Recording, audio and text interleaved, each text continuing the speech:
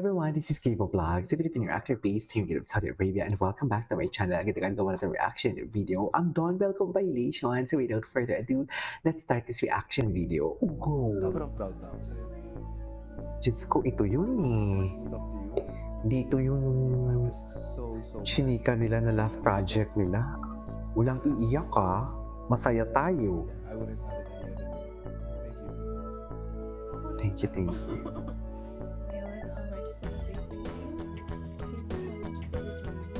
Thank you so much for the journey. Ano ba yan? Diyos ko.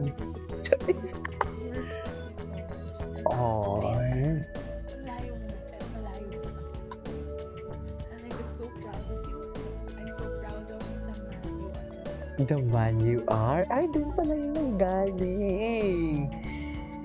Doon pala yun ang galing, ma'am. Doon pala siya nang galing.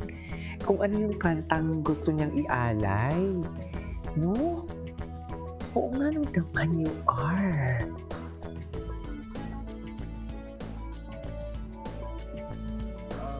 I just want to say thank you to our supporters. Ay, iyak din si Donnie.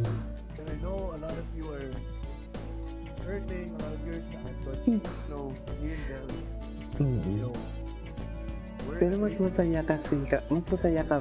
just best friends. Kasi hindi niligawan mo si Belle. Charis! This time, Kayo ni Belle. Kaya mas masaya kami.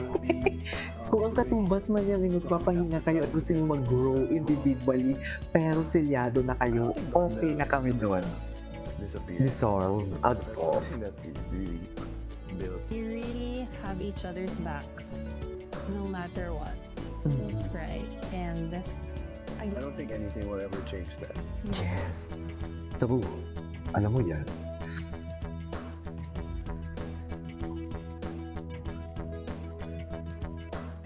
Yeah. Yung inyong... Ayaw nakikita si Belle umiiyak. Kasi nakakaiyak din eh. Kung idol mo talaga, no? Kung umiiyak sila, umiiyak ka din, no? Yes, iiyak ka din. Kakainis. Charis. I hate this. Charis. Green to fly. Sunny of light.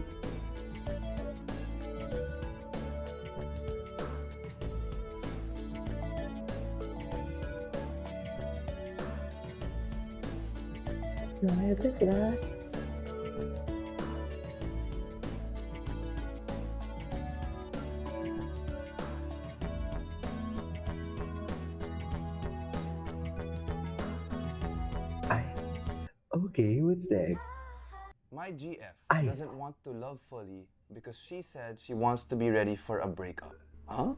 She says that she wants to consider all possible scenarios in our relationship. And of course, I understand that if all scenarios are considered, then a breakup is right there. She says that in case of a breakup, she doesn't want to lose herself because it's not what she left with after. I expressed that it's a false dichotomy, that to love someone fully does not mean giving your entirety to the other. You can love someone fully and also love yourself fully at the same time. Since it's my first relationship, I lack experience, but I spoke my truth. It's also her first relationship, so I can't find a trauma for an ex as a reason. Should I interpret this as her not being able to commit to our relationship, or maybe there's a perspective I'm not seeing here? Well, the fact that it's her first relationship din kasi, baka she's also trying to protect herself. But it's wrong to anticipate. I know, but it's easier said than done, because obviously you'd want to think, what if it doesn't work out? It's good that you have your expectations, but if you're gonna anticipate that this is gonna happen, I think one of like a reason talaga why relationships don't work is because we have a lot of what ifs. What if it doesn't work out? Yeah, though? but if you guys continue to Gusto think ko about talaga the what ifs, paano those kaya what sila ifs might manifest. mag-interrogate So each just other? take it day by day. Maybe that. Gusto Think ko about the talaga. best trip in your life that you'll ever look forward to. Like, for example, your dream destination. You plan for it, you anticipate it, you're so excited for it, but you're not always thinking about it ending. Parang you want to think about the journey getting there, what you're gonna do there, how you're gonna enjoy it, and not about the ride home, or like how sad it's gonna be when it's over. It's good to have plans. It's good to think about the possibilities, but you should also live life knowing that there are uncertainties and there has to be some sort of spontaneity to it too, because that's what makes it fun, diba? Don't assume the worst of the other person, maybe, but don't anticipate that this is bound to happen. My GF Talino doesn't. nila, no? Alam mo, pag si... Ay! Ay! Panoorin na natin yun.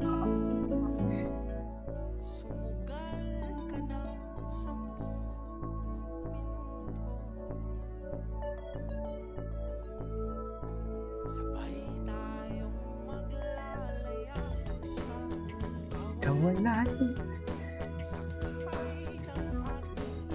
Parang ang bigat ng shot na yan, no?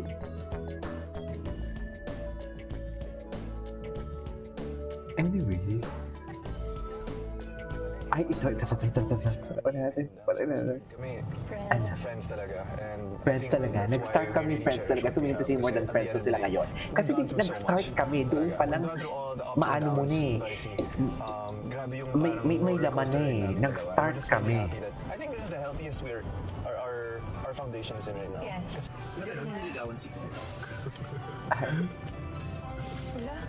Ala? Pero ano grabe yung effort pa doon. Di ba? Nag-confirm siya. Nagbigay siya. Binigay ko naman. Oh, yes. Tapos marami nagsasabi past tense daw. Natural, nanligaw past tense kasi sila na ngayon. Ang present tense, sila na ngayon. Malagdi kayo. Palagay niyo kung hindi sila ngayon, ganyan sila magsatawan sa each other. Hindi siguro. He drives all the way from Laguna to Antipolo. Diba?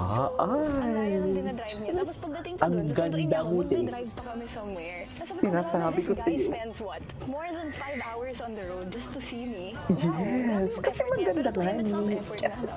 Oo naman. Maganda nga ni.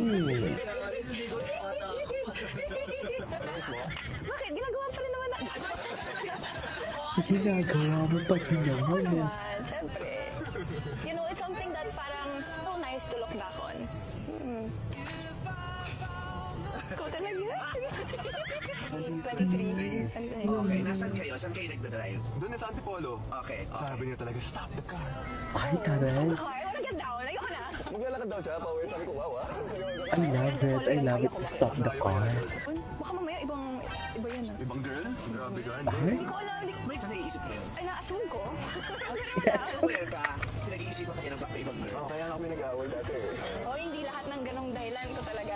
Pagkakaalala ko, galing tayong party noon. Tapos nag-away tayo kasi sabi ko, oh my God, I didn't enjoy. Tapos nilabas ko yung galit ko sa kanya. Sabi niya hindi siya nag-enjoy. Tapos sabi ko, bakit ang saya-saya natin lahat?